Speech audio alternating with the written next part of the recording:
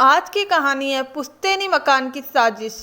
रानी आज बेहद प्रसन्न थी क्योंकि लंबे समय से वह अपने पति अर्जुन को यह मनवाने में सफल हो गई थी कि वह कुछ दिनों के लिए अपने भाई संदीप के घर जाना चाहती है।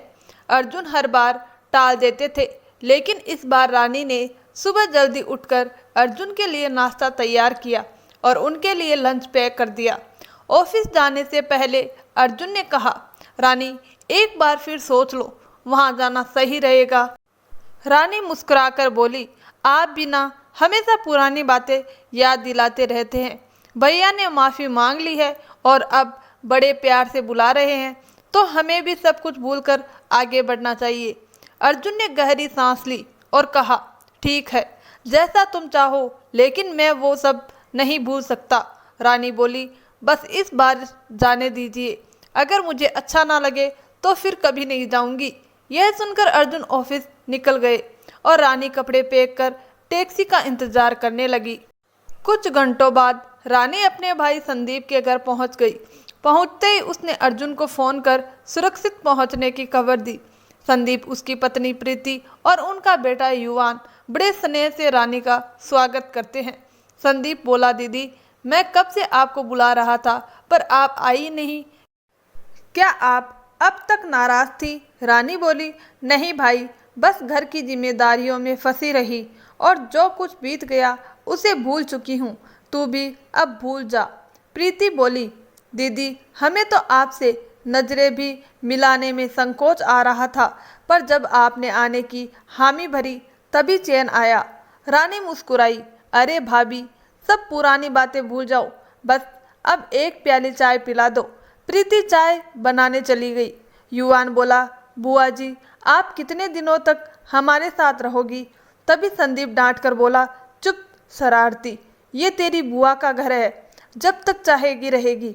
रानी बोली, अरे भाई, बच्चे के क्यों डांट रहे हो? बेटा मैं पूरे हफ्ते तेरे साथ ही रहूंगी, अब मुझे अपना कमरा दिखाओ। और वह युवान के साथ अंदर चली गई। इधर प्रीति चाय लेकर आई और धीमे स्वर में संदीप से बोली, आप दीदी से कैसे बात करेंगे? अगर उन्होंने मना कर दिया तो? संदीप बोला, तू चिंता मत कर, मैं कोई ना कोई रास्ता निकाल लूँगा, पर अभी उनसे कुछ मत कहना। उधर ऑफिस में अर्जुन के दोस्त विक्रम ने पूछा, क्या बात है यार, आज बड़े उदास लग रहे हो? अर्जुन बोला, क्या बताऊं, रानी अपने भाई के घर गई है। वही भाई जिसने अपनी शादी में दहेज में कार मांगकर मेरी बेइज्जती की थी। उसने सबके सामने कहा था कि मेरी हैसियत और तुम्हारी हैसियत में ज़मीन आसमान का फ़र्क है।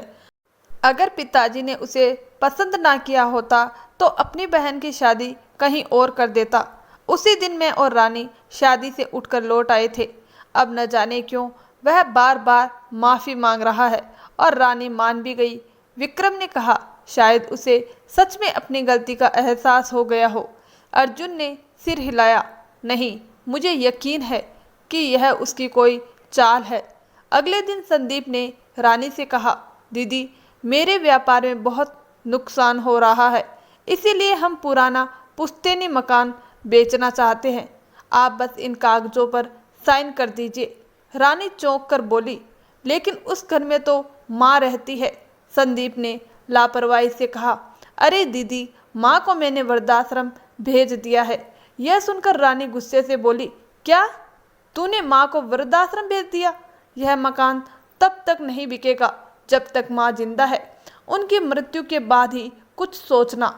संदीप ने गुस्से में कहा, मैं कब से तुझे खुश करने की कोशिश कर रहा था ताकि तू अपना हिस्सा छोड़ दे, और तू नखरे दिखा रही है। रानी ने ठंडे स्वर में कहा, मेरे पति सही कहते थे कि मुझे यहाँ आना ही नहीं चाहिए था। यह कहकर रानी सीधा पुलिस स्टेशन चली गई और सारी बात बताकर अर्जुन को भी बुला लिया। पुलिस ने संदीप को पकड़ लिया। रानी ने कहा, देखा अपनी लालच का अंजाम, अब तू सजा भुगतेगा और तेरे बच्चों पर भी इसका असर होगा। अर्जुन ने रानी से कहा, उसे माफ़ कर दो, केस वापस ले लो। काफ़ी समझाने के बाद रानी मान गई। संदीप रोते हुए बोला, जीजाजी मुझे माफ़ कर दीजिए, मैंने आपका बड़ा अपमान किया था। अर्जुन बोला, ठीक है, लेकिन पहले माँ को वृद्ध आश्रम से वापस लाओ और अपने साथ रखो। सब मिलकर माँ को वापस घर ले आए और फिर सभी खुशी खुशी साथ रहने लगे। दोस्तों, यह कहानी आपको कैसी लगी कमेंट करके ज़रूर बताइए। अगर पसंद आए तो लाइक और शेयर करें और ऐसी ही नई कहानियाँ पढ़ने के लिए हमारे चैनल को सब्सक्राइब करना ना भूलें। तो मिलते हैं अगले ऐसी ही नई कहानी के साथ। तब तक के लिए आपका बहुत बहुत धन्यवाद।